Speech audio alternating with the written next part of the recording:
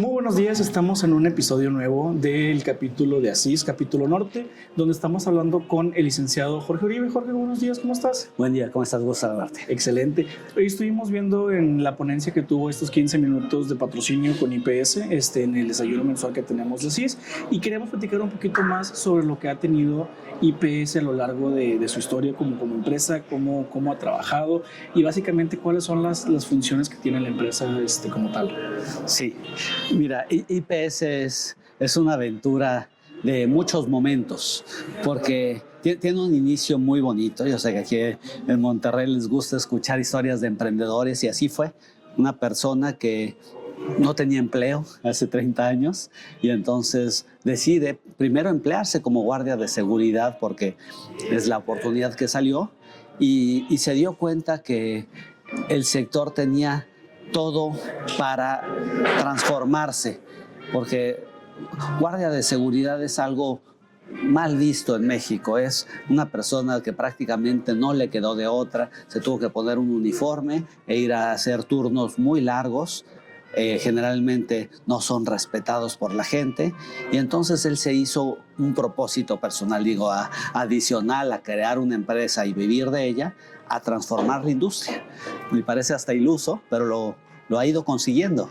Lo ha ido consiguiendo en el sentido de que IPS en estos 30 años mostró que a las personas, en la medida en que las trates con mucho respeto, que dignifiques su labor, que los empoderes, que les des su lugar, no solo te van a responder bien, sino finalmente van a hacer que la empresa sea sólida, que se den los resultados y que te busquen empresas de cada vez más categoría. Es decir, sí, dime. No, y le iba a preguntar, o sea, y a lo largo de esos 30 años que veo que estamos cumpliendo 30 años de IPS como tal, ¿qué retos han tenido? O sea, porque en la ponencia que estuvo hablando nos estuvo platicando acerca de cómo está la inseguridad en México y cómo la inseguridad, o básicamente la seguridad, principalmente es un trabajo de todos. Y ustedes, al momento de ser una empresa de seguridad privada, pues también son los responsables de la seguridad intramuros en muchas empresas, colonias. ¿Cómo ha evolucionado la seguridad? ¿Cómo lo ha visto usted que ha evolucionado? Sí, fíjate, al principio la seguridad privada parece muy básico, parece nada más contratar personas que se encarguen que no entre gente que no tendría por qué entrar a una instalación.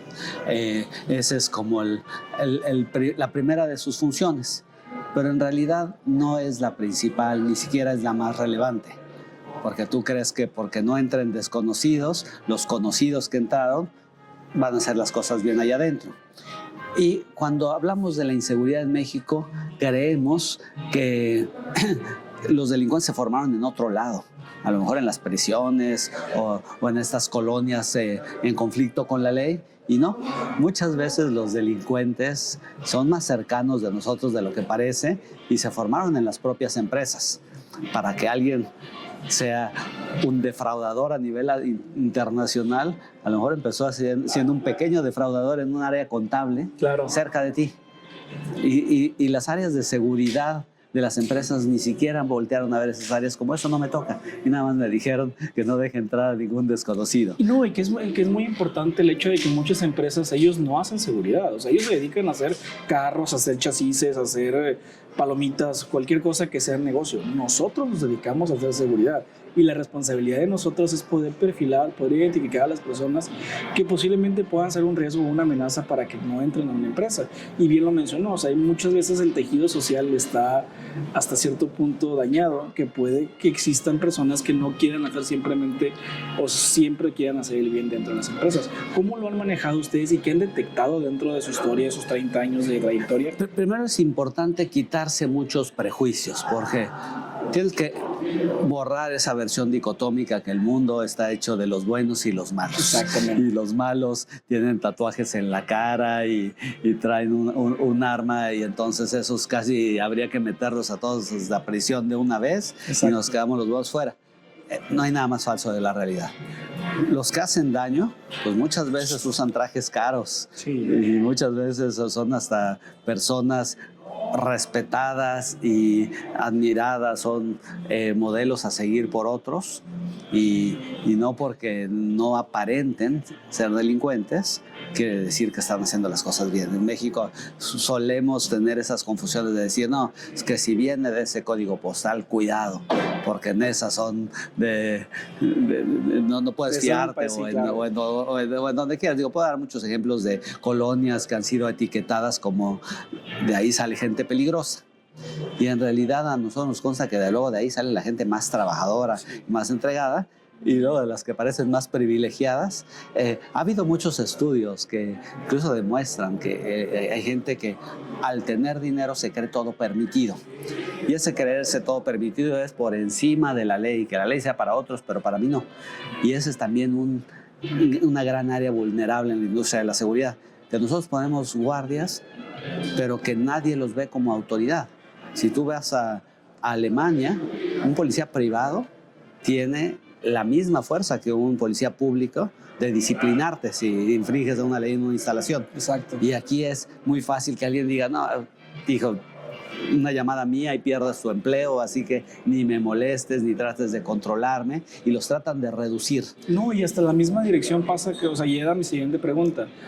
A lo largo de su historia, de los 30 años que tienen, me imagino que han trabajado con N cantidad de empresas desde muy alto nivel y hasta empresas que pueden ser pymes o medianas empresas. Y el problema principal siempre es la dirección. Viene dirección y ve al guardia, oye, me están pidiendo un protocolo de revisarme la cajuela, pero yo no quiero que me la revisen, me voy a brincar porque soy el director y pagué. ¿Cómo han manejado ese tipo de cuestiones sin poder hacer quedar mal a la empresa como tal? O sea, porque sabemos que trabajamos con varios dueños. Sí, mira, haces una pregunta muy interesante que tiene que ver con los nichos en el mercado, es decir, ¿quiénes son los usuarios? Como toda empresa de IPS seguramente empezó con condominios, ¿no? Que es como el que te deja trabajar sin tener muchas credenciales. Pero al mismo tiempo es donde más se maltrata a la gente, donde se dan las condiciones más irregulares, ¿no? No están ni dados de alta en el seguro social, y las empresas operan sin permisos y también con presupuestos muy bajos, ¿no? Y no pagues IVA, etcétera. Y luego vienen las pymes. Mencionas que hay unas que quieren hacer las cosas bien, pero también el flujo es lo que permite que una empresa sobreviva o no, y entonces ahí la tienen muy apretada. Luego vienen las empresas grandes y hasta arriba vienen las transnacionales con áreas de cumplimiento muy estrictas. Y entonces, en la medida en que tú quieres hacer las cosas bien, no te toca más que abandonar algunos nichos, porque si no estás compitiendo con miles de empresas que hacen las cosas muy mal. Exacto. Que los colaboradores ni firman un contrato, les descuentan los uniformes, no saben ni cuáles son sus funciones, y si te están midiendo contra ellas, estás en el lugar equivocado. Claro. En la medida en que te subes, llegas a un rango de empresas que probablemente le reportan a Japón, le reportan a Alemania, a Suecia, y que te dicen, no me importa lo que hagan los demás en cuanto a respetar las leyes mexicanas, aquí nosotros tenemos unos principios rectores de ética, y ellos son los que te ponen la barra bien alta. Exacto. De entrada, para trabajar con ellos, tienes que demostrarles con mucha transparencia y documentos y demás que no solo quieres hacer las cosas bien, sino ya las estás haciendo bien, que no estás engañando a tus colaboradores, a tus proveedores, ni al fisco. Y en ese momento ellos empiezan a transformar la industria. Es un poco triste, pero antes una empresa alemana operando en México es la que te dice, yo quiero que descansen 2 días a la semana, yo quiero ir reduciendo la duración de su jornada, yo quiero que no hagan trabajo físico porque no están ahí ni para cargar paquetes, ni para exponer su vida, claro, hacer trabajo en altura y demás. Y eso es lo que ha puesto la pauta a decir, si se puede aquí, más les vale a ustedes que vayan siguiendo el camino. Entonces, IPS acabó simplemente enfocándose en ese tipo de clientes.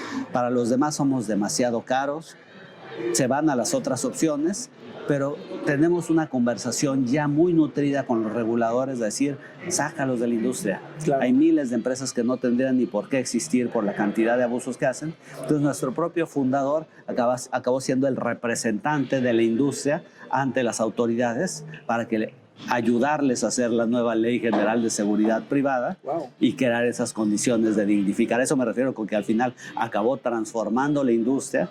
Lo que parecía un sueño de un chavo desempleado acabó convirtiéndose en, tenemos a un muy buen cabildero, claro, para que todas las fallas que están teniendo en la industria se están yendo a nueva regulación que va a poner orden. Porque, insisto, ni siquiera tendríamos que ser 1 millón dedicados a esto si tienes a muchos abriendo portones pesados bajo el sol.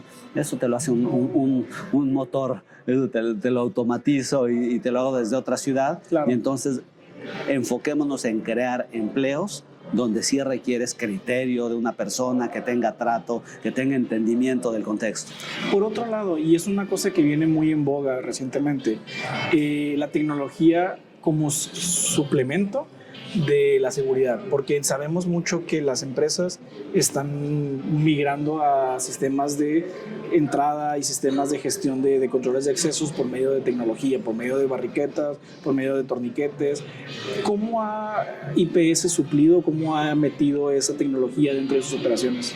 De entrada hay que tener una conversación permanente con nuestros usuarios, porque suena fácil hablar de tecnología, pero a la hora que tienen que tomar la decisión de voy a cambiar la página y me quito de mis 25 elementos de seguridad en el turno del día y me quedo solo con 3, a todos les tiemblan las piernas, y es normal. Entonces, lo que hacemos es pruebas piloto. Que digas, a ver, empecemos por un acceso, a lo mejor no el más complejo, y que ahí todo el mundo entre con su rostro. Los biométricos cada vez son más económicos, fácil de implementar, y con su rostro se le abre la esclusa y te puede mostrar que nadie puede pasar pegado a él. Incluso si hay revisiones, se puede mostrar que vía dispositivos le hago mejor al elemento que le pedías que cachara a los que entran y salen. Y la medida en que van viendo que da resultados, te dicen, está bien, todos estos sitios que antes yo licitaba para guardias, ahora te doy la opción de que me presentes una propuesta de seguridad remota. Claro. Que me digas que desde un centro de respuesta en otra ciudad vas a revisar cada acceso, cada movimiento al interior, y acaba siendo mucho más eficiente. Vamos a imaginar este hotel. Si tú mandas un elemento a hacer un rondín por los pisos, es muy fácil que alguien lo calcule y diga, hija, se tarda tanto en hacer el recorrido, acaba de pasar, no lo vuelvo a ver en tanto tiempo, y dejas unos espacios ciegos gigantes. Si es que los hacen, para empezar. Si es que los hacen. Además es muy fácil llegar con el elemento y llevarle una cena y tú ya no viste quién entró, quién salió, o amenazarlo, sé dónde vives, etc. Con la tecnología es más difícil ser prepotente. Tú no le puedes ponerle a hablar feo a un dispositivo que simplemente te dice, no traes tu acceso, no te va a dejar entrar, pero puedes llenar una instalación de dispositivos que te detecten hasta cambios de temperatura, de presión del aire, de lo que se te ocurra, y acabamos metiéndonos con temas incluso ajenos a la seguridad. Tenemos sitios en donde le pedían al elemento que viera que no estuvieran mal cerradas puertas y ventanas porque pierdes la cadena de frío y pierdes el producto. No le pidas eso a una persona. Claro. Con un sensor, y te va a levantar una alerta de hasta si el vehículo eléctrico está consumiendo electricidad de más, cosas que no podría haber visto una persona. Entonces, sí estamos sustituyendo en parte, en otras complementamos. Quiere decir, mantén a la persona, pero ponle un botón de pánico, ponle a alguien que lo acompañe cuando tiene que hacer una revisión compleja. Imaginar que llega una carga en el patio de maniobras y estás confiando en la memoria de la persona que tiene que hacer sus 18 puntos de inspección correctamente, pues mejor dale una plataforma o háblale al oído y que valide uno a uno, lo documente y que se suba a la nube. Entonces ya no es nada más lo que anotó, si es que lo anotó bien, sino es una extensión de los verdaderos agentes de inteligencia que van a estar cómodamente instalados en un lugar donde pueden activar a las autoridades, donde pueden cruzar bases de datos. Hacia eso vamos. Ese es el cambio que estamos viendo en estos años, de decir, quita a elementos de tareas mecánicas de los sitios y pone a gente mucho más pensante y acompañada en los centros de respuesta. Por otro lado, Jorge, también para darle fin a esta entrevista que ha sido bastante enriquecedora, ¿dónde te podemos encontrar? ¿Dónde podemos encontrar a IPS? Si tenemos alguno de nuestros socios que sean parte de ASIS y que les interese conocer más sobre sus servicios o ponerse en contacto con ustedes, ¿dónde los podemos encontrar? Pueden encontrarnos en nuestras redes, grupoipsmexico.com. Y como quiera, aquí voy a poner las ligas y todo. Sí, estamos muy presentes en Instagram, Facebook, YouTube y todos lados porque generamos mucho contenido para crear sentido de identidad, de pertenencia en nuestra gente. Claro. Y ahí mismo todos los usuarios dicen, mira, les rifan una casa, sus elementos que no faltan.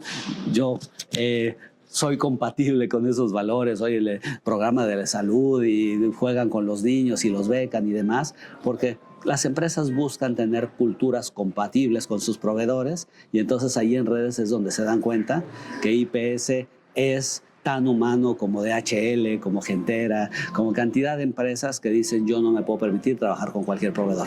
Pues me queda muy claro, Jorge, pues agradeciendo mucho que nos hayas acompañado en esta entrevista. Esperemos que pues, podamos seguirnos viendo en los próximos desayunos y pues nuevamente agradeciendo la ponencia que diste y el patrocinio del desayuno del día de hoy. Con mucho gusto. Jorge, pues un gustazo y estamos al pendiente. Muchas gracias. Gracias a ti. Nos pueden ver en el siguiente episodio y pues muchísimas gracias. Hasta luego.